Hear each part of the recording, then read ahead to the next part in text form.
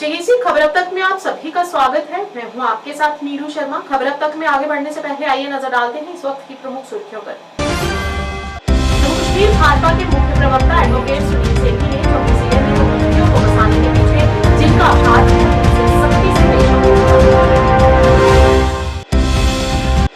श्रीनगर में open merit डॉक्टरों ने न्याय की मांग करते हुए आरक्षण पर पुनर्विचार करने और योग्य उम्मीदवारों के साथ न्याय की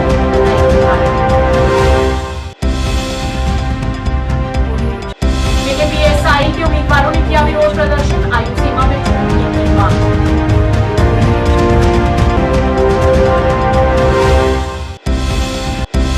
घाटी में बर्फ की चादर से ढके पहाड़ और पर्यटकों का बड़ा उत्साह।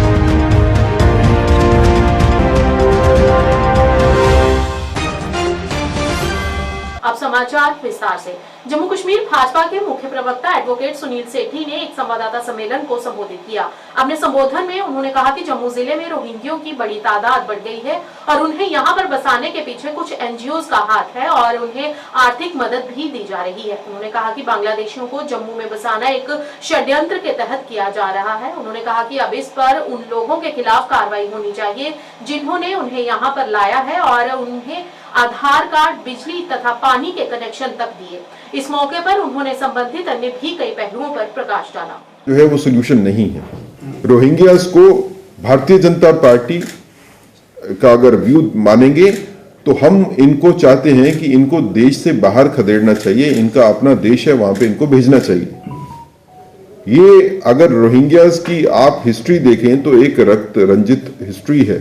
ये अपने देश से बाहर निकल के भारत में, और मुझे एक चीज की समझ नहीं आती है, रोहिंग्यास को इलीगली भी आएगा तो वो रुकेगा आसाम में, बंगाल में, उड़ीसा में, इन्हीं जगह पे ना जो उनके कंट्री के साथ है, बॉर्डर है जिनके।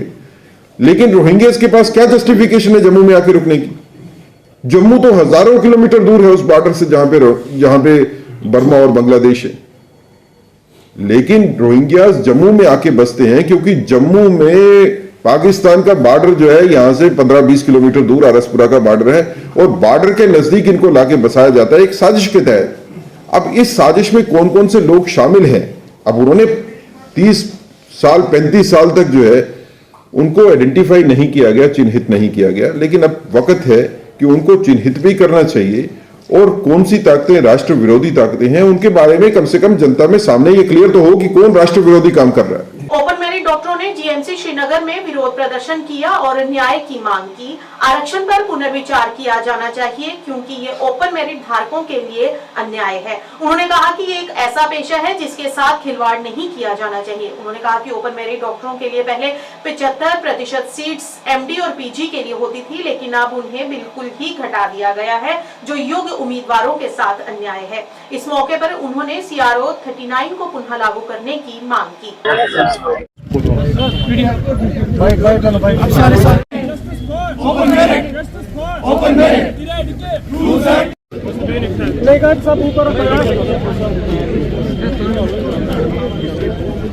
से पहले यहाँ पर 75 जो हमारी स्पेशलाइजेशन कोर्सेज है MD/MS, उसके लिए 75% सीट जो रिजर्व होती है ओपन मेरिट के लिए, जो कि ऑब्वियसली जो डिजर्विंग स्टूडेंट्स हैं उनको ही मिलनी चाहिए क्योंकि हमारा प्रोफेशन ऐसा है कि हम लोग वी कैन नॉट अफोर्ड कि अनडिजर्विंग स्टूडेंट्स जो कि उस लायक नहीं है वो बड़े बड़े अहदों पर बैठ जाए और पेशेंट्स को डायरेक्टली ट्रीट करे।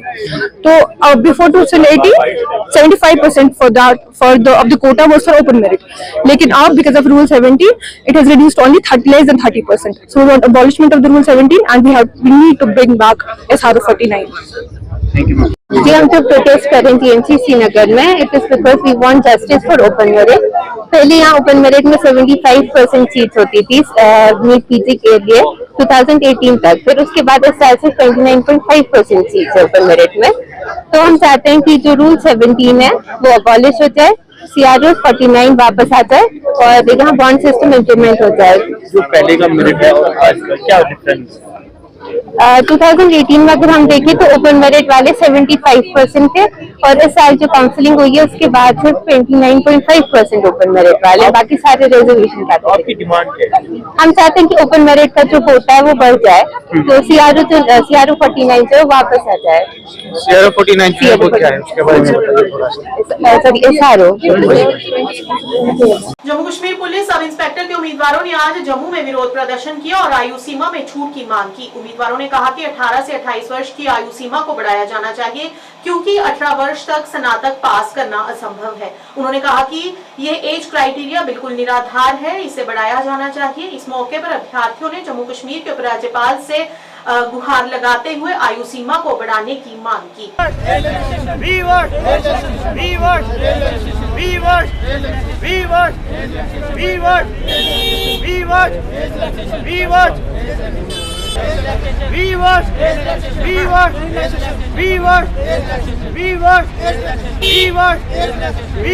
तो आज जो हमारा यहाँ आवाज़ उठाने का एक ही मकसद है, हम किसी वायलेंस के अगेंस्ट नहीं है, किसी पार्टी के अगेंस्ट नहीं है, किसी दल के अगेंस्ट नहीं है। हम अपनी एक आवाज़, अपनी एक मांग, एक जेन्युइन राइट मांगने आए हैं। जेकेपी कांस्टेबल एस्पिरेंट्स को अगर एज रिलैक्सेशन नहीं मिली, हम मानते हैं सरकार के पास समय नहीं था, admit card, sitting plan, deployment सब कुछ तय हो चुकी थी, तो लेकिन उस मुकाबले अब JKPSI जो है एग्ज़ाम जो है अभी एग्ज़ाम फॉर्म लगने जा रहा है। अगर JKP कांस्टेबल एस्पिरेंट्स को जो है चांस नहीं मिला, मौका नहीं मिला, हम चाहते हैं कि जो JKPSI में जो रिक्रूटमेंट हो रही है, जो फॉर्म लग रहा है, उसमें जो है मौका मिलना चाहिए। हमारा हाथ जोड़ की विनती है माननीय राज्यपाल मनोज सिन्हा जी से कि आपके ऊपर निर्भर करता है, you are the holy solely power. अगर आप चाहोगे तो हमारे जो JKPSI जो एस्पिरेंट्स को अपनी किस्मत आजमाने का मौका मिल सकता है। इसमें सबसे बड़ा ड्रॉबैक जो है हमारी आवाज़, अगर हमारी डिमांड जो है वो एक जेन्युइन आधार पे है, एक जेन्युइन डिमांड है, इसमें 18 से 28 साल का जो एज क्राइटेरिया रखा है वो बिल्कुल गलत है। 18 साल में कोई भी बच्चा जो है ग्रेजुएट नहीं होता है। 21-22 साल में जो बच्चा ग्रेजुएट होता है, और जो है इसमें 18 साल से 28 जो एज क्राइटेरिया रखा गया वो बिल्कुल गलत है। ये 18 से लेके 32-33 साल का मिनिमम एज क्राइटेरिया होना चाहिए। हमारी मांग है 1 टाइम 5 इयर्स एज रिलैक्सेशन होनी चाहिए, ताकि जो है बच्चों को अपनी किस्मत आजमाने का मौका मिलना चाहिए। हमारी राज्यपाल मनोज सिन्हा जी से हाथ जोड़ के निवेदन है, प्लीज आप इस जो इसमें जो रूल है एज क्राइटेरिया, इसे चेंज करें। घाटी में भारी बर्फबारी के कारण क्षेत्र बर्फ की चादर से ढक गया है, जिससे यातायात प्रभावित हुआ और प्रशासन ने सुरक्षा उपायों को तेज कर दिया। बर्फबारी ने बड़ी संख्या में पर्यटकों को गंतव्य की ओर आकर्षित किया। कई पर्यटक वाहन सुरम्य स्थान पर फंसे रहे। त्वरित कार्रवाई करते हुए SHO खान साहिब ज़ुहूर तुर्क के नेतृत्व में पुलिस ने बचाव अभियान चलाया और पर्यटकों को सुरक्षित स्थानों पर सुरक्षित निकासी सुनिश्चित की। बचाव कार्य देर रात तक जारी रहा। पर्यटकों ने ताजा बर्फबारी का आनंद लेते हुए पुलिस और प्रशासन के समय पर किए गए हस्तक्षेप की भी सराहना की। बहुत ही अच्छा, जैसे हमने सुना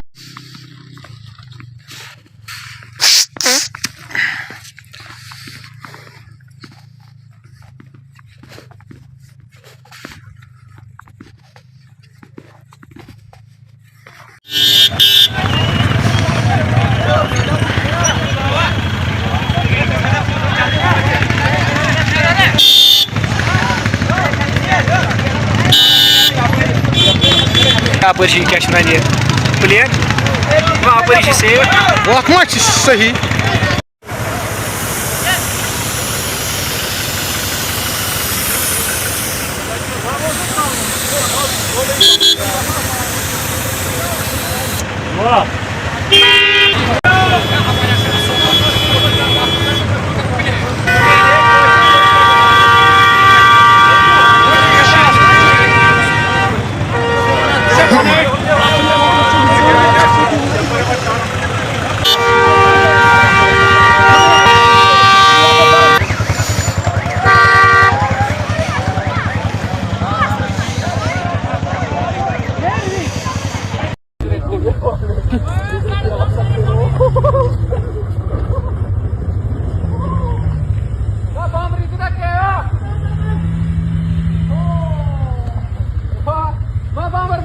Ma bamber.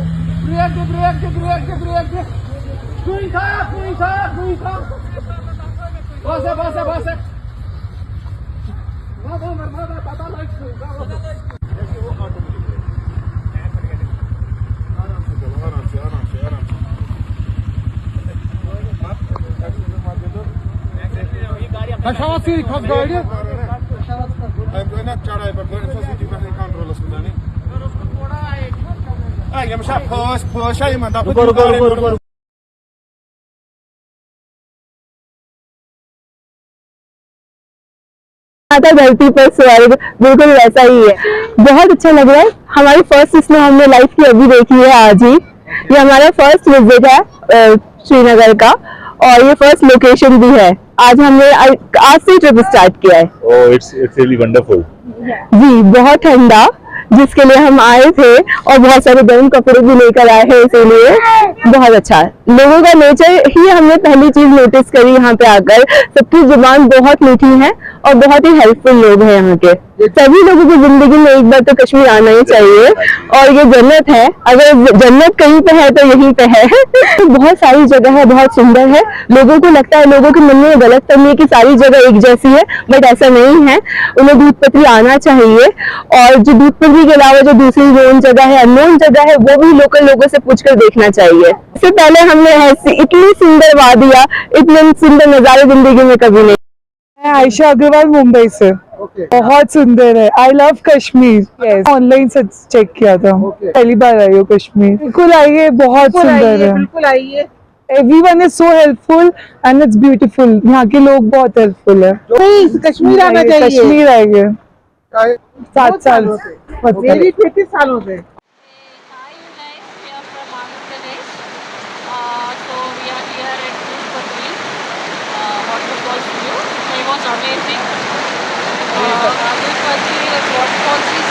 So good, it's snowfall happening here.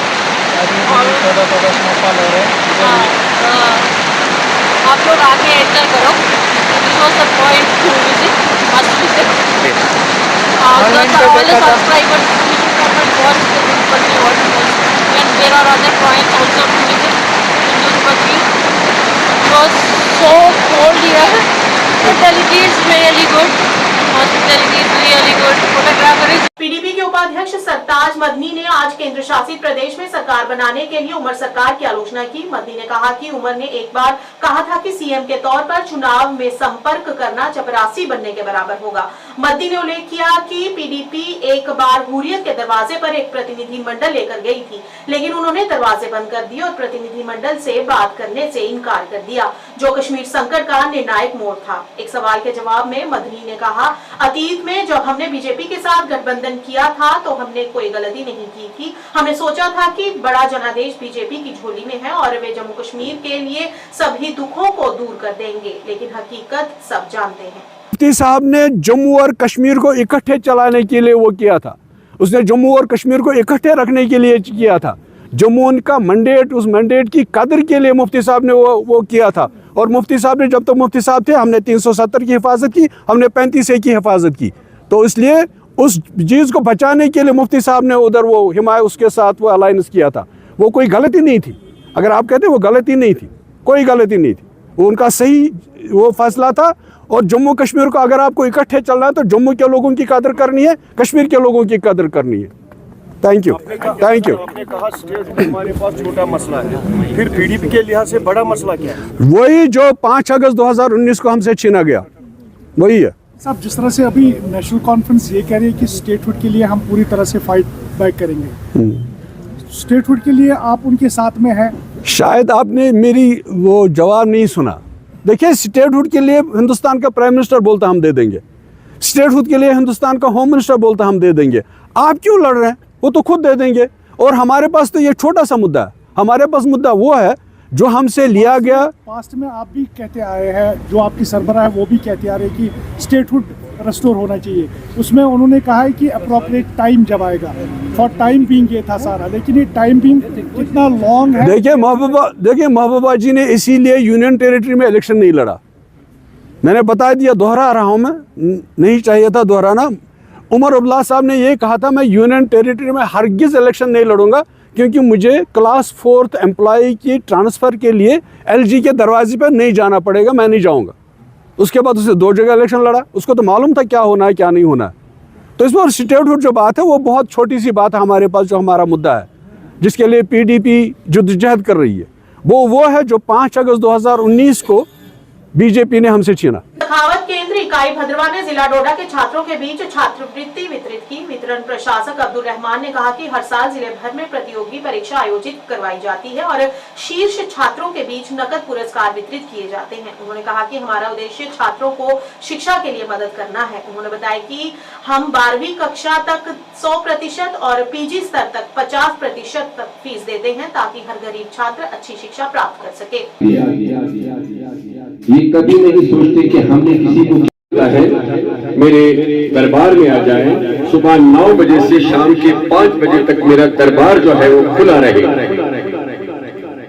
तमाम लोग चले गए, एक शख्स जो था लाइन में सबसे पहले पहुंच गया। जब वो लाइन में खड़ा था उसने अपने पीछे वाले से पूछा कि तुम्हारा नाम क्या है।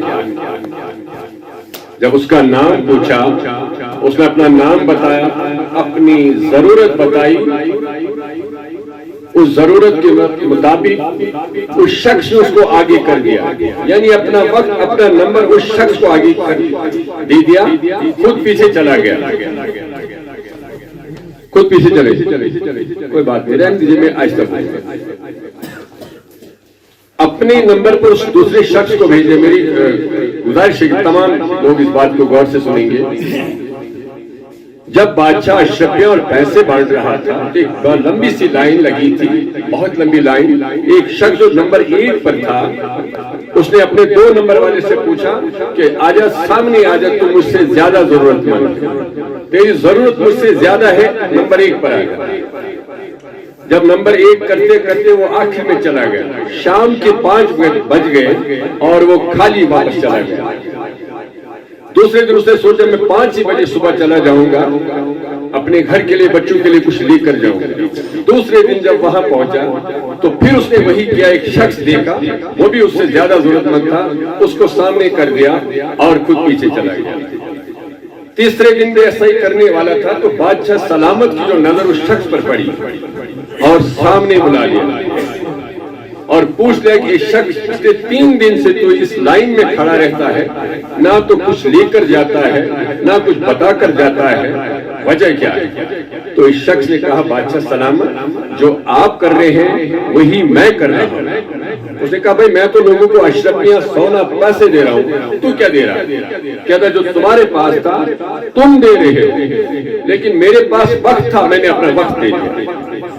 मैंने अपना वक्त दे दिया, मेरे पास वक्त था, तुम्हारे पास पैसा है, मेरे पास वक्त था, मेरा जो नंबर था मैंने दूसरे अपने जरूरतमंद को दे दिया।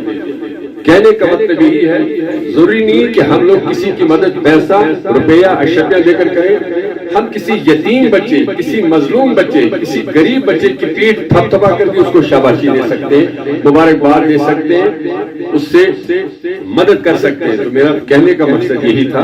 बहरहाल हम किसी भी काम को करने के लिए क्या कहते हैं कि कभी कोई आएगा। प्रोग्राम में आ गए, आपका शुक्रिया दिल की अमीर गहराई से मैं करता हूँ।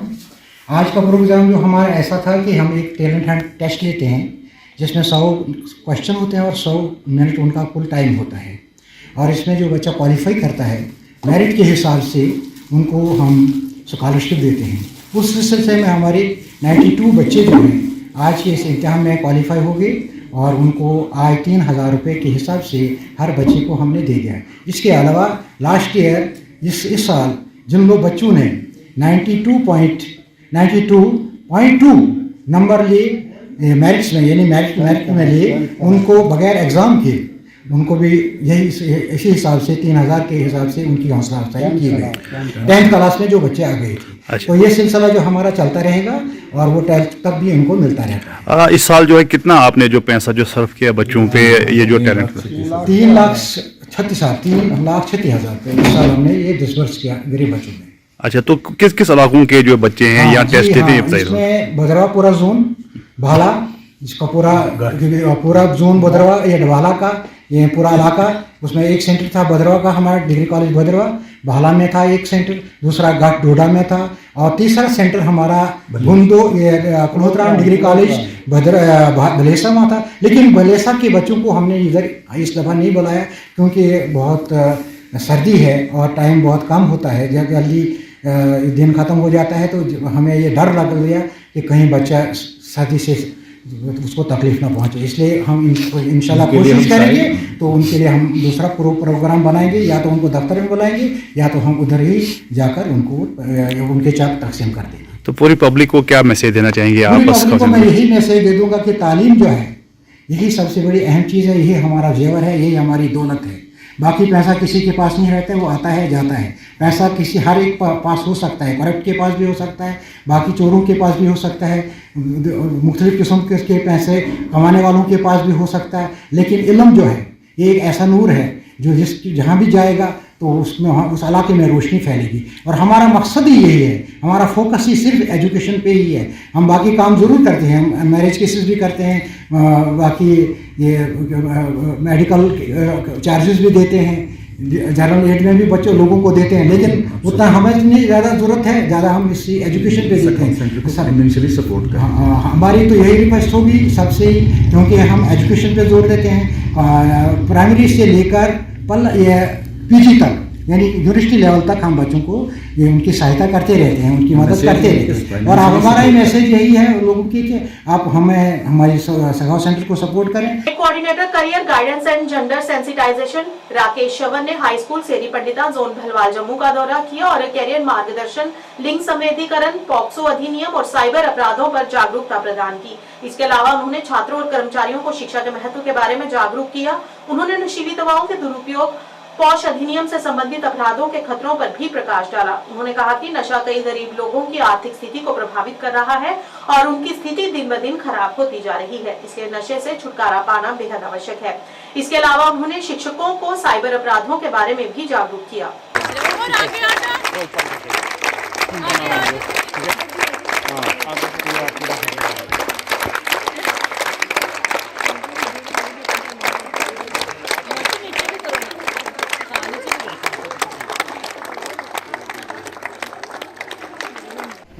मैं यहाँ बालवाल जोन के एक हाई स्कूल सेरी पंडिता स्कूल में यहाँ पे आया हूँ। पर्पज़ वही कि जैसे मैं डिफरेंट स्कूल्स में अक्रॉस जम्मू डिवीज़न अवेयरनेसेस को इम्पार्ट करता हूँ, तो वही आज मैं यहाँ पे इसको career guidance, gender sensitisation, POCSO act और पॉश एक्ट के ऊपर जो है बच्चों को अवेयरनेस देने के लिए यहाँ पे आया था। तो प्रोग्राम जो है बड़ा अच्छा रहा, बड़ा सक्सेसफुल रहा, बड़ा फ्रूटफुल रहा और पर्पसफुल रहा बच्चों के लिए। बच्चों को काफ़ी चीज़ें जो है सीखने के लिए मिली और इन चीज़ों के अलावा जो है तो बच्चों को मॉरलिटी के ऊपर, वर्च्यूज़ और करैक्टर को कैसे बिल्ड किया जाए, उन चीज़ों के ऊपर भी डिस्कशन की। तो प्रोग्राम्स जो हैं तो बड़े अच्छे और इफ़ेक्टिव रह रहे हैं। ये रीज़न बीइंग कि मैं थैंकफुल हूँ एजुकेशन डिपार्टमेंट का कि उन्होंने मुझे बहुत अच्छे टीचर्स की, एबल टीचर्स की और इंटेलेक्चुअल टीचर्स की एक टीम दी है, जिनका एक कंसर्टेड एफर्ट रह रहा है। और ये प्रोग्राम्स जो हैं तो काफ़ी जो है अच्छे हो रहे हैं। बच्चे इनको काफ़ी अच्छे तरीके से, इंटरेस्ट से, बड़े कार्डियल एटमॉस्फेयर में जो है इनको इम्बाइब और इनको अपनी ज़िंदगी में इनकलकेट कर रहे हैं। तो मेरी ये एजुकेशन डिपार्टमेंट से ही अपील है कि ऐसे प्रोग्राम्स जो हैं तमाम जितने भी फारफ्लंग एरियाज़ हैं और वल्नरेबल सेक्शंस हैं जहाँ पर इन प्रोग्राम्स की ज़रूरत है, तो वहाँ ये प्रोग्राम्स जो हैं बच्चों तक पहुँचने चाहिए। लगभग एक साल पहले नगर पालिका परिषद अनंतनाग ने अनंतनाग जिले और इसके आसपास के इलाकों में स्ट्रीट लाइटें लगाई थी, लेकिन कुछ ही महीनों बाद इन लाइटों ने काम करना बंद कर दिया, जिससे जनता के बीच चिंताएं बढ़ने लगी। स्थानीय लोगों ने बताया कि ये पहली बार नहीं है कि स्ट्रीट लाइटें खराब हुई हैं, अक्सर इस तरह होता ही रहता है। इस मौके पर लोगों ने विभाग से अपील करते हुए रात के समय समुदाय की सुरक्षा और सुविधा सुनिश्चित करने और क्षेत्र में समग्र स्थिति में सुधार करने के लिए जल्द से जल्द लाइटों की मरम्मत करने और उन्हें पूरी तरह कार्यात्मक बनाए जाने को कहा।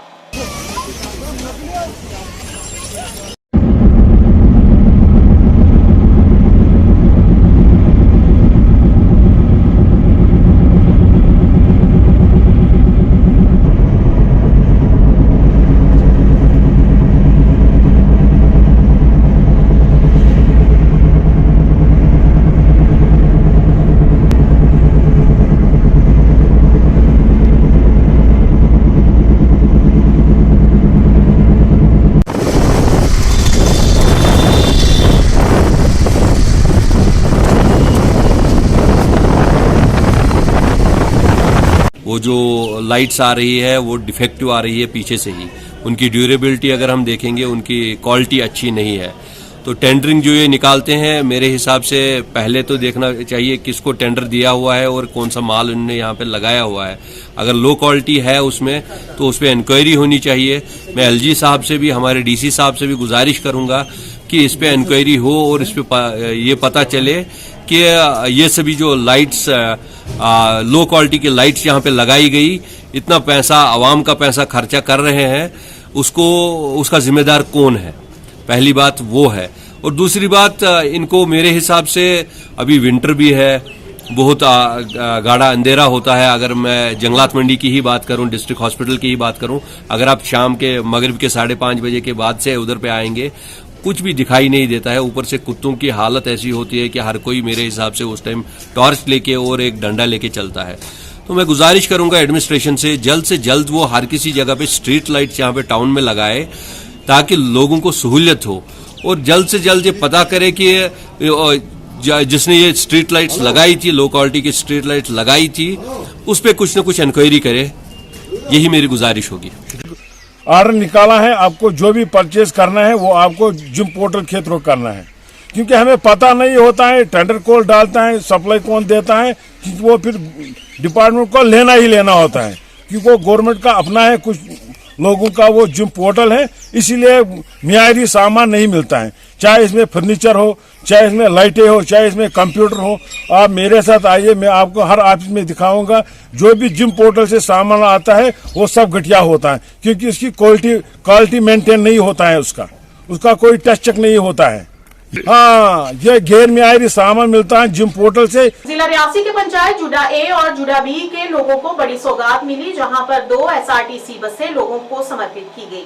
लोगों की परेशानियों को देखते हुए परिवहन मंत्री सतीश शर्मा ने जुडा ए के लोगों के लिए SRTC की 2 बसों की सेवा शुरू की, जिसका शुभारंभ ARTO नीरज शर्मा ने हरी झंडी दिखाकर किया।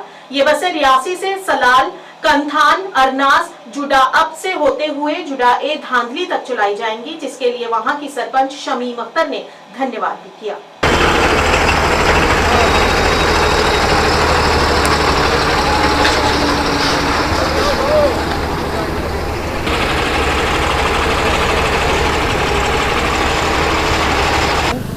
मुझे बड़ी खुशी है आज ये उमर साहब ने हमें ये तोहफा दिया है। बिलखुसूस हमारे डेलीगेशन डिस्ट्रिक्ट से गया हुआ था, तो हमारे रूट में बड़ी डिमांड थी, पहाड़ी एरिया था, एक्सीडेंट बहुत हो रहे थे। रिसेंटली अभी एक हुआ एक टेम्पो का, तो इस चक्कर में हमें सोचा कि नहीं ओवरफ्लो ना हो, तो RTO साहब की भी इन्होंने भी हमें सपोर्ट की यहाँ डिस्ट्रिक्ट में। तो ये हमें मंत्री साहब का भी बड़ा शुक्रिया है, CM साहब का भी बड़ा शुक्रिया कि उन्होंने इन हिली एरियाज़ में हमें एक तोहफा दे दिया कि 2 रूट की गाड़ियाँ हमें लगाई।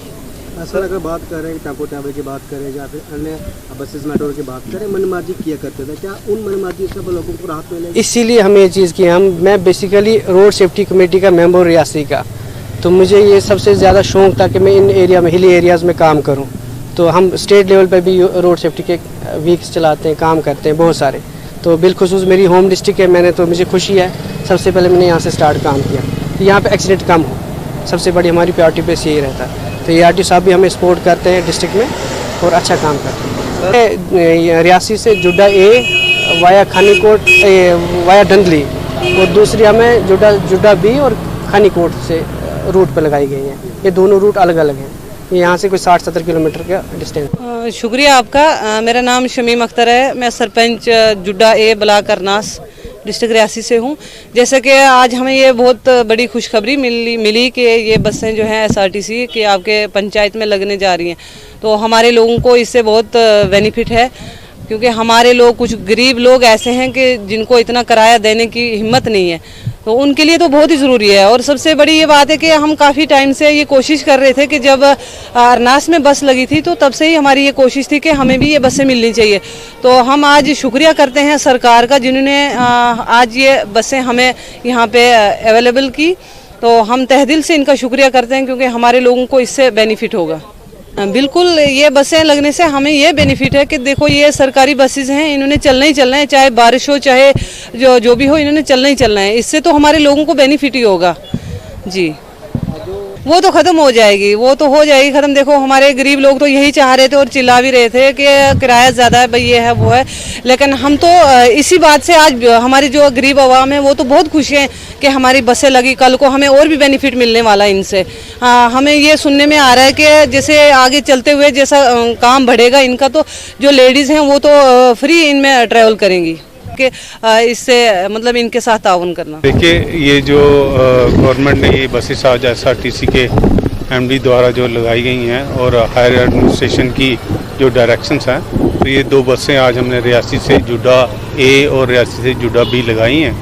तो ये लोगों की काफ़ी देर से डिमांड थी, तो इसको देखते हुए एडमिनिस्ट्रेशन ने यहाँ पे हमारे ये लोकल जो डिस्ट्रिक्ट एडमिनिस्ट्रेशन है उन्होंने ये 2 बसों की डिमांड की थी और पब्लिक डिमांड के देखते हुए ये बसें आज यहाँ से फ्लैग ऑफ की गई हैं और होपफुली सारे लोग जो हैं इसका बखूबी फ़ायदा उठाएंगे। इनका टाइम टेबल बाकायदा बता दिया गया है और ये जो भी उस तरफ जाने वाले लोग हैं उनको पूरा इसका लाभ मिलेगा। सलेहट से लिंक रोड पुल अदनिया तक पुल की समस्या से लोग परेशान हैं। स्थानीय लोगों ने बताया कि यहाँ की सड़कों की हालत भी बेहद खस्ता है और साथ ही उन्होंने बताया कि यहाँ पर स्थित नाले पर पुल नहीं है। उन्होंने कहा कि अन्य जगहों पर जाने के लिए उन्हें लंबे मार्गों से होकर गुजरना पड़ता है, जिसके लिए उनका काफी समय नष्ट होता है। इस मौके पर लोगों ने प्रशासन से इस नाले पर पुल बनाने की मांग की। कितने खड़े हो जो लाइन पर में?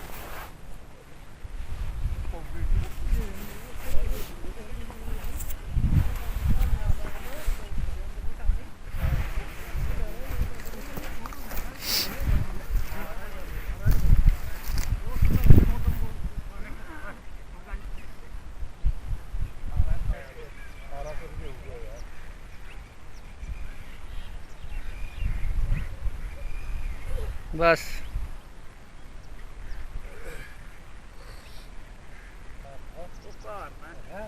कोई गल नहीं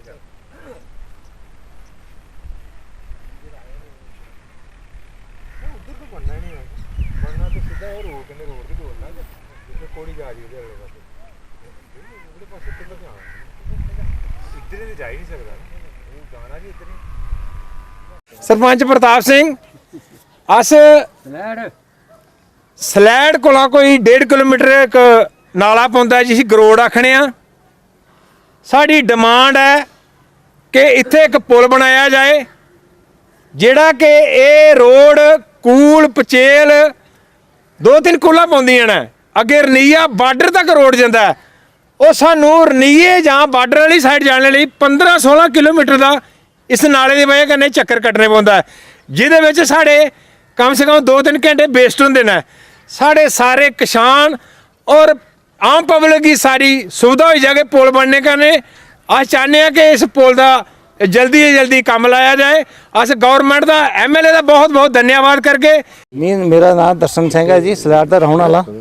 बाकी जड़ियाँ सारियाँ सड़क ने मतलब सारी दुनिया की सड़क बनी हैं, लेकिन सारी दुनिया मसला नहीं हल हो सकिया। बाकी साढ़े एक नाला पौंदा, ये सानू बड़ी प्रॉब्लम है। बाड़ी साड़ियाँ जड़ियाँ जमीनां बहुत नुकसान हुआ दियां ने, रुड़ा दियां ने। तो ये भाई जल्दी को जल्दी साढ़ा ये जरा पुल बनिया जा, ये कन्नै सानू इन्ना फायदा हो जाए। अगले पिंडे ही जन्ने अस हरनीए जन्ने, कोई 15 किलोमीटर का फर्क पौंदा, ये कन्नै सानू बड़ा फायदा हो सकता। खबर अब तक के आज के इस अंक में इतना ही। नया अंक लेकर फिर हाजिर होंगे, तब तक के लिए दीजिए इजाजत। नमस्कार।